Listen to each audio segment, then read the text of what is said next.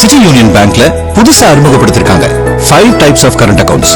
Start up, regular, silver, gold, platinum. City union bank.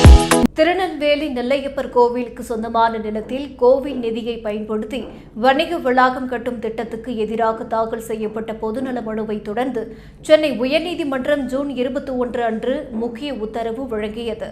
தற்போதைய நிலையே நீட்டிக்க வேண்டும் எனவும் அத்திட்டத்தில் எந்த மாற்றமும் செய்யக்கூடாது எனவும் நீதிபதிகள் உத்தரவிட்டனர். 2024 செப்டம்பர் 16ஆம் தேதி வெளியான அரசாணையின் அடிப்படையில் நவம்பர் மாதம் டெண்டர் அறிவிப்பு வெளியிடப்பட்டது. இதை எதிர்த்து ஆலய பாதுகாப்பு குழு தலைவர் TR ரமேஷ் பொதுநல வழக்கு தாக்கல் செய்தார்.